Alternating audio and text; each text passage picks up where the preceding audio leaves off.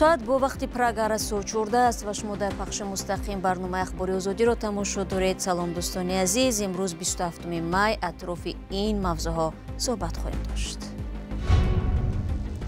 қурби доллар дар Тоҷикистон якбора паст шуд. Коршиносон ба таъсири мусбату манфии ин раванд ба зиндагии мардум ишора мекунанд.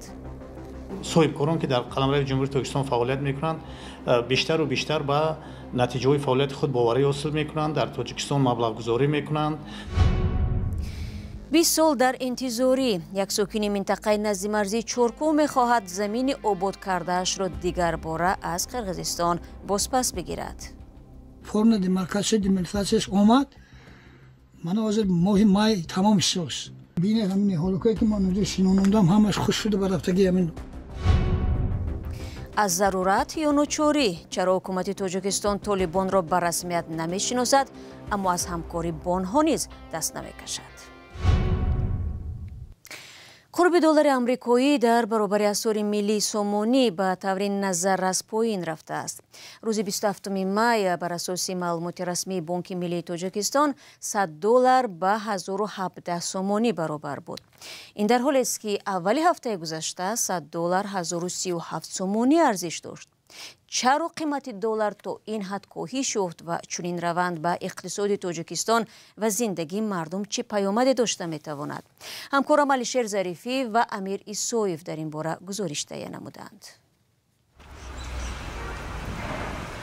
дар бонкҳои тиҷоратӣ арзиши $100 ба 1010 сомонӣ ва аз инам поинтар аст. чунин раванд дар чанд ҳафтаи ахир бештар ба назар мерасад ва ба назари иқтисоддонҳо паёмадҳои гуногун дорад. албатта ин ҳам тарафҳои мусбӣ ва ҳам манфӣ дорад.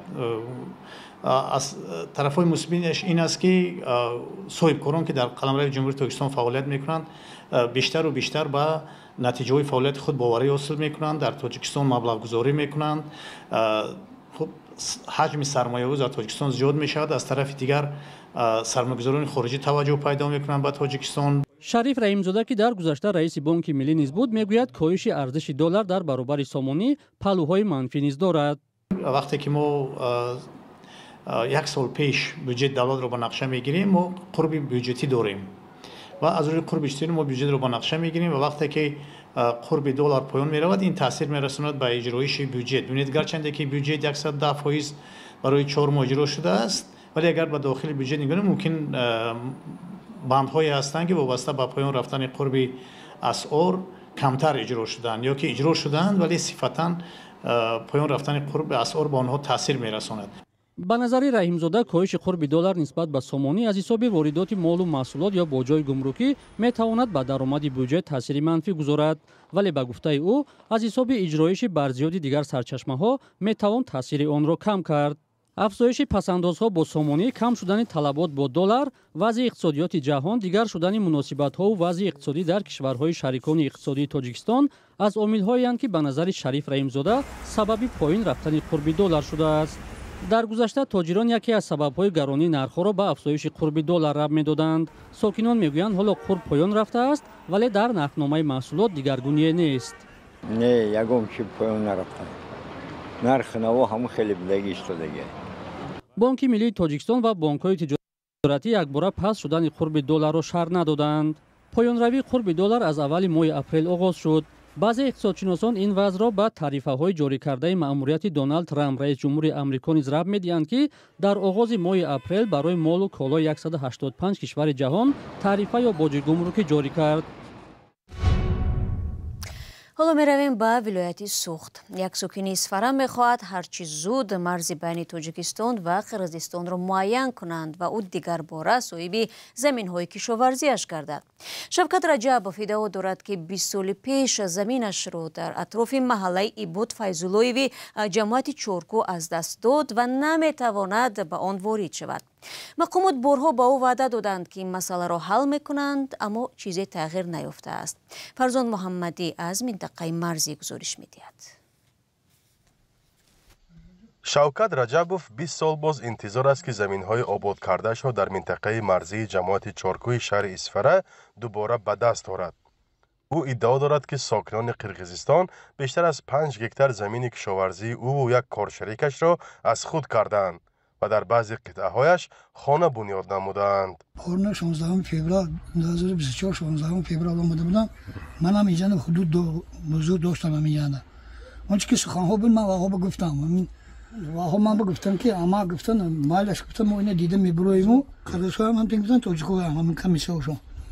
اینجا با اونچه که خونه ساختگی ما جاهای به خونه ساختگی شما بگرفته دادن میتونیم اسمش نمیتونیم گفتم من ناراضی بیان کردم. سانی با گفتن که اگر گپ و کلوچه همین باشد این وظیفه ما نیست اینا همین جنابو حل میکنن پرزیدنتو اینا مسئله پرزیدنتو حل میکنن دیده میبرن و شما جوابش میتیم.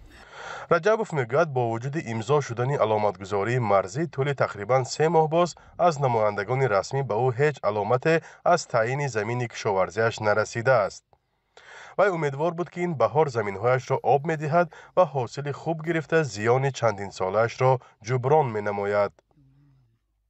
2007 سال، 2008 سال، 2009 سال، 2011 سال، 2018 سال من همین جناب عالی کشیده تمام مقامات ها و مجلس عالی تمام جاها من شکایت کردم که همین خیلی شده من عرضم خطی نوشتم و من به همش جواب اومد که رجب شوکت شما انتظاری میکشید این مسئله شما رو دیمارکاسیون میآید و حل کردن میتیاد گفته.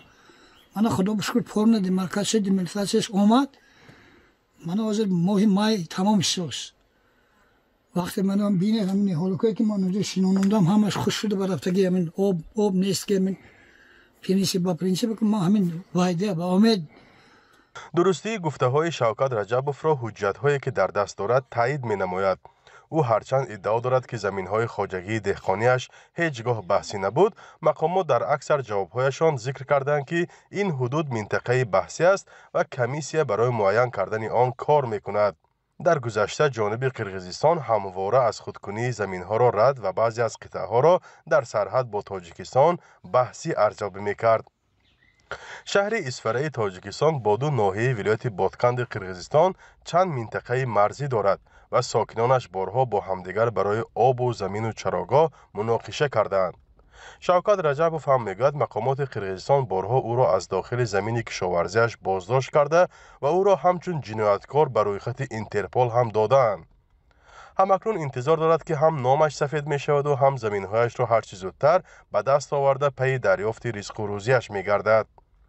ماه مارس سال جاری تاجیکستان و قرقیزستان پس از بحث‌های طولانی سازش مرزی را امضا کردند. مرز تاجیکستان و قرقیزستان 1000 کیلومتر طول دارد و تا ماه مارس بسیاری از قطعه‌ها بحثی به حساب می‌رفتند. بارها در نقطه‌های بحثی جنجال سر زده باعث کشته و زخمی شدن ده‌ها نظامی و ساکنان محلی دو کشور شده بود. مقامات قرقیز و تاجیک گفتند که امضای سازشنامه مرزی به این بحث‌ها خاتمه داد، ولی معلوم نیست باوری و اعتماد به همدیگر که یک شرط مهمی برقرار شدن مناسبت‌های اجتماعی بین مردمان میباشد کی پره برقرار خواهد شد. فرزا محمدی، رادیو آزادی، شهر اسفره.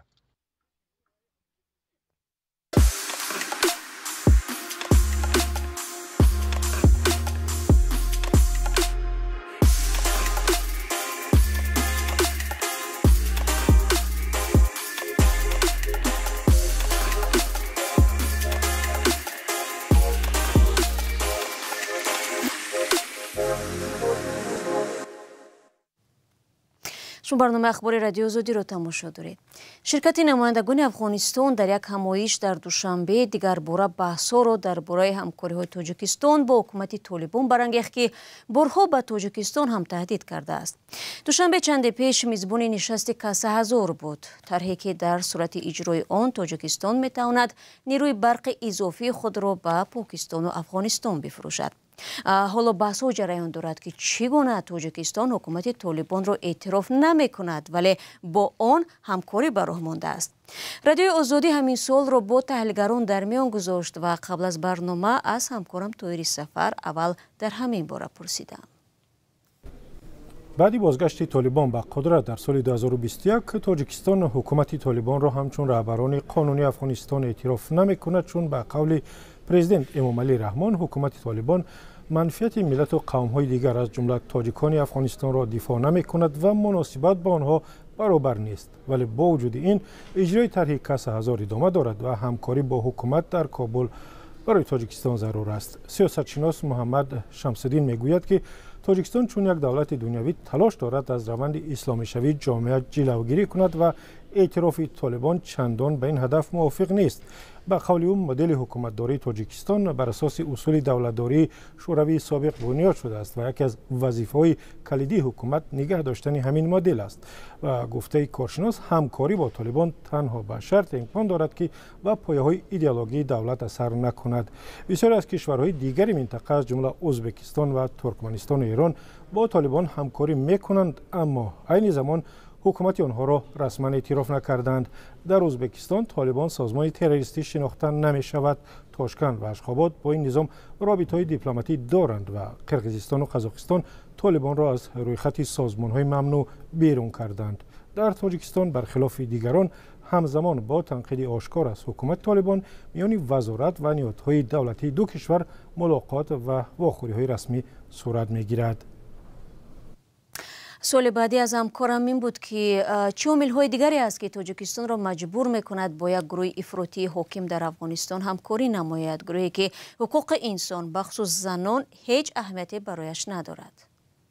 تحلیلگران چند عامل را اینجا دلیل براه ماندن همکاری با طالبان نامیدند. از جمله با وجود اختلافات سیاسی تاجیکستان و افغانستان همچنان همسایه‌های نزدیکند. موقع جغرافی، مرز مشترک و رابطه‌های دیرینه اقتصادی آنها را به هم می‌پیوندد. در سالهای اخیر در سرحد تاجیکستان و افغانستان بازارهای نزدی مرزی دوباره فعال شدند که از این راه به ولایت‌های شمالی افغانستان مواد آذوقه، مسائل ساختمانی و داروواری رسانیده می شود. در عوض بازارهای تاجیکستان محصولات کشاورزی و مالهای ارزان از افغانستان دسترس می کنند. توجه بیشتر به همکاری در بخش انرژی است. تابستان‌ها تاجیکستان به افغانستان مخصوصاً به منطقه‌های تاجیک نشین آن کشور نیروی برق صادر می کند. یکی از دلایل جدی دیگری که تاجیکستان نمیتواند طالبان را پورا نادیده بگیرد این تهدیدهای امنیتی است. همسایگی با افغانستان بی‌ثبات و که 1300 کیلومتر مرز مشترک دارند کشور را ناچار به همکاری وادار می‌کند. علیشیر الهاموف کارشناس مقیم لندن گفت که با جلب حکومت افغانستان به چنین طرح‌های اقتصادی کشورهای منطقه خطر عمل‌های تروریستی از طرف همسایه جنوبی خود را نسبت به خود کاهش می‌دهند. اگر کشورهای آسیای مرکزی همکاری با طالبان را رد کنند این به افزایش فقر و گرسنگی در افغانستان سبب می‌شود. مردم را برای پیوستن به گروه‌های افراطی و عمل‌های تروریستی تحریک خواهد داد. در برابر این تهدیدها همچنین امکان دارد شمار پناهجویان در کشور زیاد شود.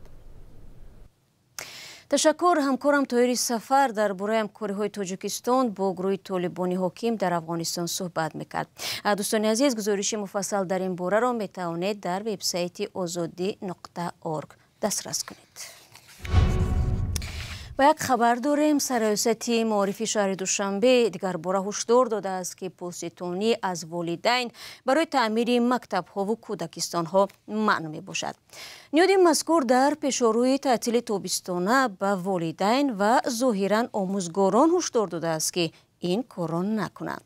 هدف از این آگاهی به گفته ریاست پیشگیری از فسادوری شود در مؤسسه های تعلیمی می باشد.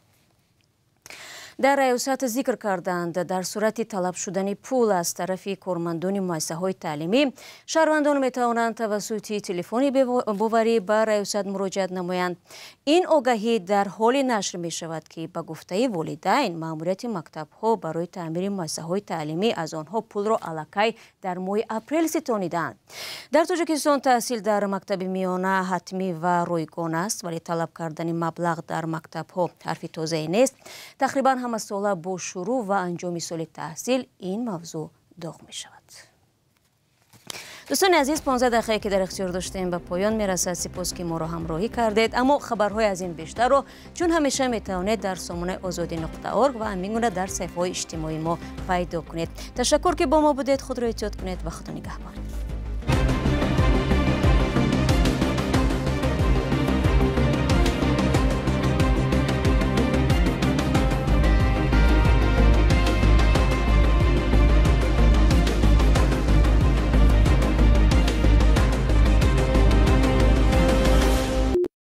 This is Radio Free Europe, Radio Liberty, Praha.